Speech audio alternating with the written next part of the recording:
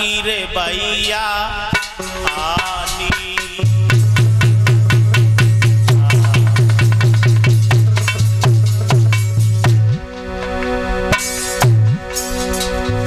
सूरों में अवतार भगवान का क्यों हुआ इसके बारे में और दो बातें बताऊंगा तुम्हें। अवतार लेकर के क्यों आए। जब जब होए धर्म की रे आनी,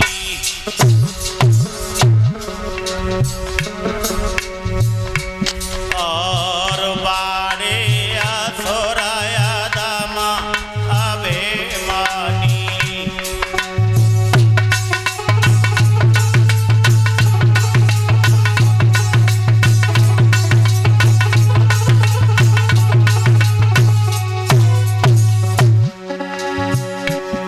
अधर्म बढ़ रहा है। भगवान के कानों में आवाज जा रही है, प्रभु अवतार लेकर के आओ। तब तब तारे प्रभु बेबेद रे शरीरा। क्या करते हैं। तब तब धरे प्रभु बेबेद रे शरीरा। हरा साधु सज्जन की रे पीरा। हरिया साधु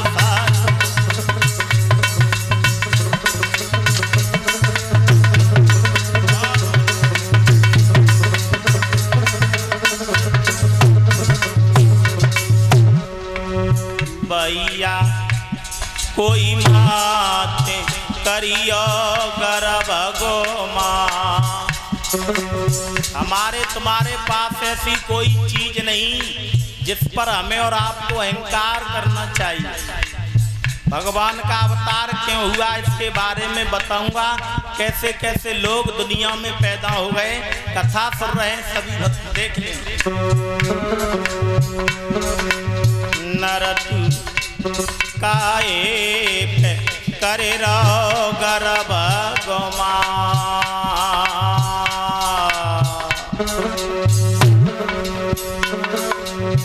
ए भरोसा ना जाते आका। नरतु काए करे रहो गर्भ गोमा।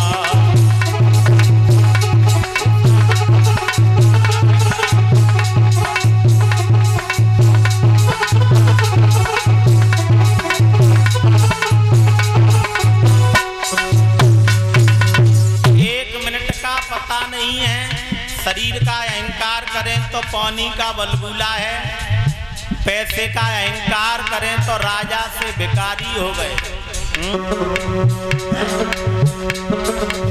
ये तो पवना चलाता डोरे रे जाए बाबा।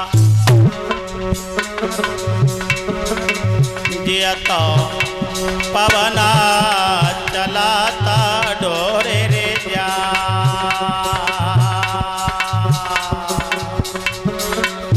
ए बल बुलाए जैसे मेरा।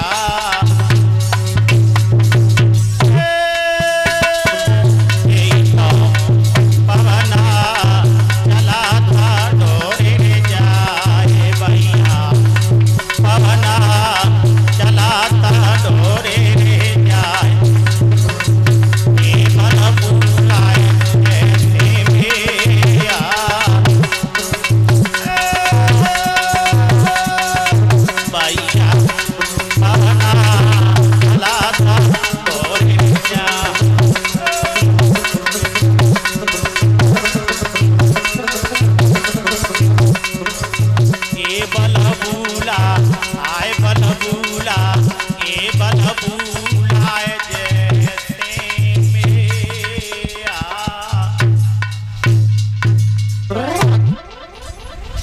पवना चलत ढुर जाए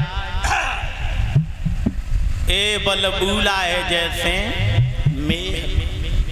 आपने नाम सुना होगा कश्यप महाराज जी का, बहुत कथाएं सुनते हो।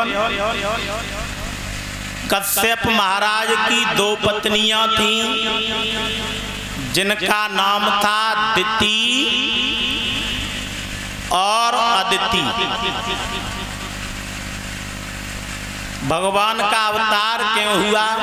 ब्रह्मा जी ने सृष्टि बना दी, सृष्टि आगे के लिए बढ़ रही है, पृथ्वी पर अन्न पैदा नहीं होता है, पृथ्वी पर जल ही जल की मात्रा बढ़ गई। 50 आदमी का परिवार हो और बैसाख के महीना में 1 कुंटल गेहूं खेत में ना हो तो हमें और आपको कितनी बड़ी चिंता होगी, याद कर ले।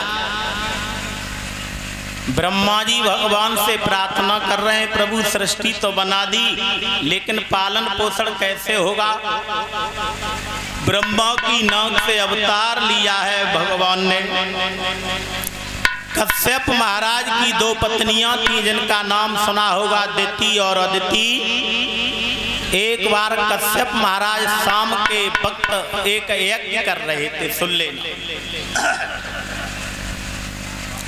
दिति पिया के पास में पहुंची है। पिया, बहुत दिन हो गए मेरी कोख से कोई संतान नहीं पैदा हुई, आज मेरे मन में एक इच्छा है, संतान की कामना लेकर के तुम्हारे पास में आई। कश्यप महाराज ने दिति से कह दिया, दिति क्या पागल हो गई है? शाम के वक्त यज्ञ कर रहा हूं और तू कह रही है कि संतान की इच्छा से तुम्हारे पास में आई हूं। अगर इस वक्त ऐसा काम होता है तो ये संतान राक्षस बन जाएगी, कुल में दाग। नार जो करे सो छोड़। एक दुआ भी लिखा है कि नारी निंदा मत करो, नारी नर की खान, नारी ते पैदा भय ध्रुव पहलाद। तुम्हारी ताकत है माताओं, जो मेरे भारत का नाम भारत माता रखा गया, अन्य देशों के लिए कोई माता शब्द नहीं। सती, सावित्री, सीता, अनुसुईया ऐसी माताएं भारत में पैदा हुई। जननी और माता में अंतर होता है, बहुत सुन लेना। जननी और माता में बहुत अंतर होते हैं। दिति कह रही है पिया संतान की इच्छा है। कश्यप महाराज ने मना किया, लेकिन नारी की महिमा न्यारी, जहर मिलाए दे शक्कर में 3 लोक के पालन हारे बेउ नारी के मजबूर कर दिया। समय गुजरता चला गया। उसी वक्त की संतान दिति के गर्भ में 100 वर्ष तक रही थी। दिति भगवान से प्रार्थना कर रही हैं, प्रभु ये विधान कैसा है जो 100 वर्ष व्यतीत होने के लिए जा रही हैं और मेरी संतान अभी बाहर ही नहीं आ रही है। भगवान से प्रार्थना की है तो दिति के गर्भ से 2 पुत्र पैदा हुए थे जिनके नाम आपने सुने होंगे, जिनके नाम थे हिरण्याक्ष और हिरण्याकश्यप। वही हिरण्याक्ष इस पृथ्वी को चुरा ले गए। तुलसी बाबा रामायण में चौपाई लिख रहे हैं,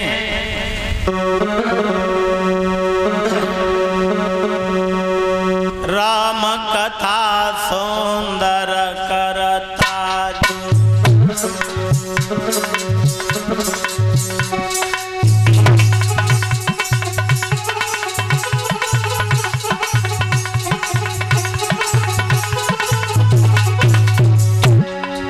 परिचित नाक सकोड़ गए।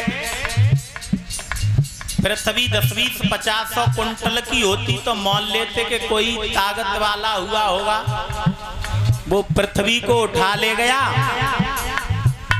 लेकिन इतनी बड़ी पृथ्वी और काय पे रखी हुई और कैसे उठाए के ले गो है कई कछुना नाक सकोड़ गए नाक। हम तुम ज़्यादातर नाक ही सकोड़ते हैं, कोई काम खराब होए ना है तुम्हारी माँ का बहुत सकोड़ती हैं नाक सकोड़ी नाक। राजा का सारा शरीर पत्थर हो। कथा में संशय मत करना, ये तो संशय रूपी पक्षियों को उड़ाने वाली है, लेकिन संशय की तो बात है पृथ्वी इतनी बड़ी। आहा राम कथा सुंदर करतारी संशय विहग उड़ावना।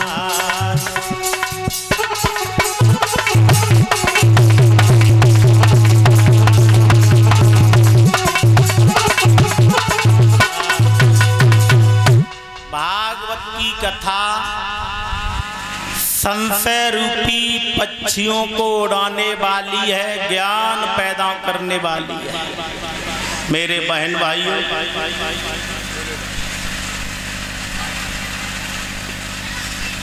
ये हमारे सिंगल साहब नेताजी अपने परिवार की तरफ से श्रीमद् भागवत कथा के भंडारे में इतनी भी चीनी की जरूरत होगी उतनी चीनी हमारे ये नेताजी सिंगल साहब जिनका पूरा आशीर्वाद है हमारे ऊपर, बड़ी पवित्र आत्मा है।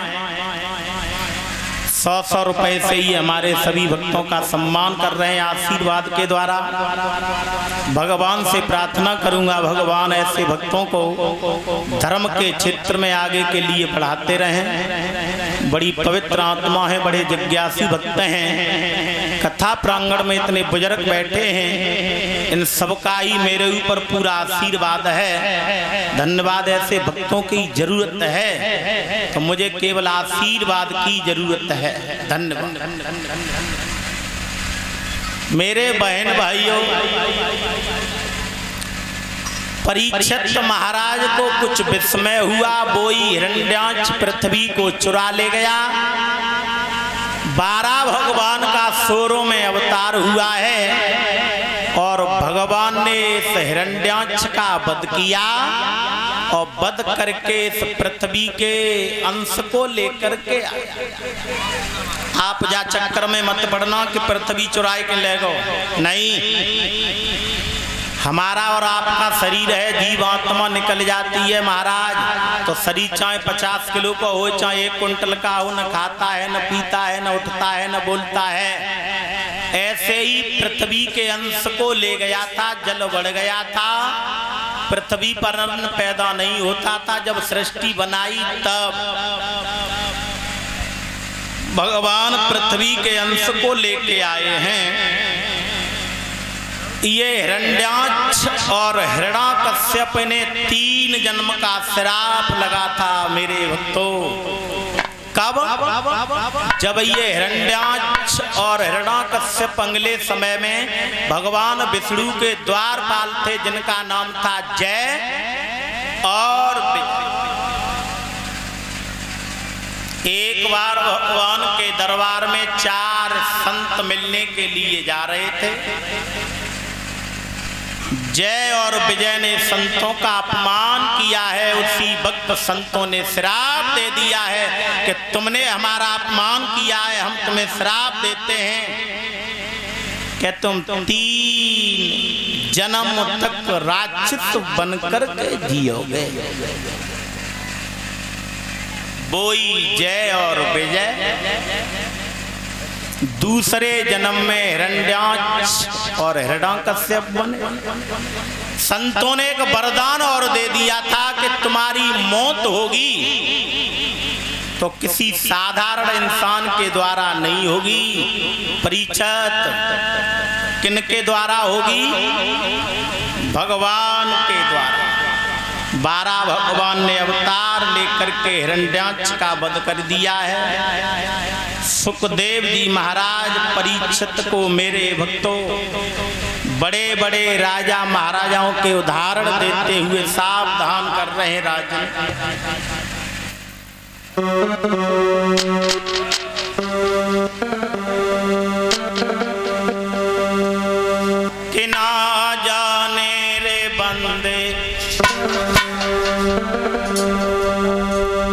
कब छूटे तेरी रेल रे ना जाने